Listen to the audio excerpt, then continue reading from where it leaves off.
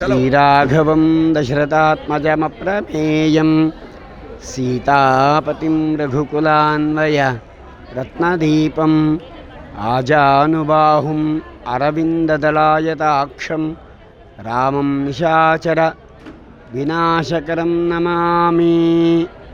प्रिय భగవద్బంధువులారా, మన సృష్టి మొదలైనప్పటి నుంచి కూడా సాక్షాత్తు ఆది పురుషుడైనటువంటి ఆ యొక్క శ్రీమన్నారాయణుడి ఎన్నో అవతారాలు భక్తుల కోసమై ఈ యొక్క భూమండలం మీద అవతరించబడ్డాయి. అటువంటి అవతారాలలో చాలా ప్రత్యేకమైన అవతారం, అందరి నోళ్ళలో ఎప్పుడూ కూడా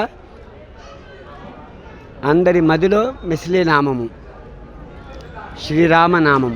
అటువంటి నామానికి చాలా గొప్పనైన అర్థాలు, వేదార్థాలు, ఇతిహాస, పురాణ ఇటువంటి అర్థాలు ఎన్నో ఉన్నాయి. రకారోచ్చార మంత్రేణ ముఖాన్నిర్యంతి పావకాః పునః ప్రవేశ్య భీతాస్తు మకారస్తు కవాటవతని శ్లోకం చెబుతూ ఉంటుంది. పద్యం అంటే రాని శబ్దం చెప్పగానే రకారోచ్చార మాత్రేణ, రాని శబ్దం పలకగానే ముఖాన్నిర్యంతి పావకాః మనలో ఉన్న పాపాలని కూడా తొలగిపోతాయట. పునఃప్రవేశ భీతాస్తు, మళ్ళీ అవి పొరపాటున కూడా ప్రవేశించాలని చూస్తే కవాటస్తు మకారవత్, మన ఇంట్లో కనుక ఏవైనా దోమలు, ఈగలు, చెడువి ఏమైనా వస్తుంటే వెంటనే ఏం చేస్తాము, అన్నింటినీ బయటికి పంపిస్తాం, ఓ పొగబెట్టో ఏదో చేసి. మళ్ళీ అవి రావాలని చూస్తే ఏం చేస్తాము, కవాటం అంటే ఆ యొక్క ద్వారాలను బంధింపబడేస్తాము. కాబట్టి అటువంటి రామనామం చాలా గొప్పనైంది.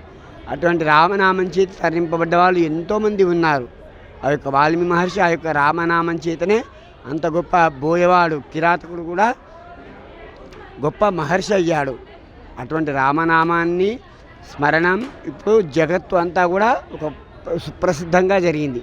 ఎన్నో ఏండ్ల కలగా భావిస్తున్న మన అయోధ్యలో ఆయన యొక్క శ్రీరామ మందిర నిర్మాణం జరిగింది. ఆ రామనామం చేత చాలా గొప్పనైన శక్తిని పొందినవాడు మనకు అందరూ, మనం నిత్యము చూస్తున్న వ్యక్తే, నిత్యం చూస్తున్న అవతారమే. ఎవరు, మన మారుతి, మన హనుమ. ఆయన యొక్క బలమంతా కూడా రామనామంలోనే.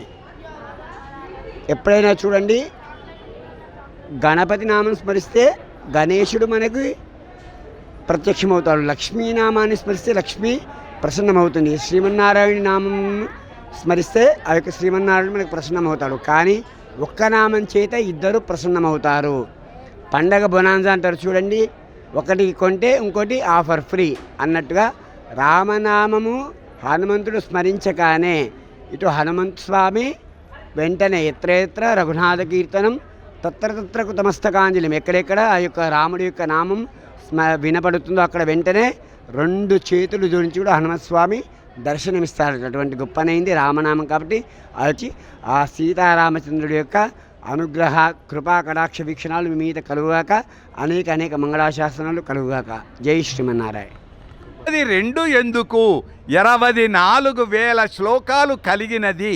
22 అంటే 2 కలిపితే 4 పురుషార్థములు, ధర్మ అర్థ కామ మోక్షములు ఇవన్నీ లభించాలంటే రామనామమే.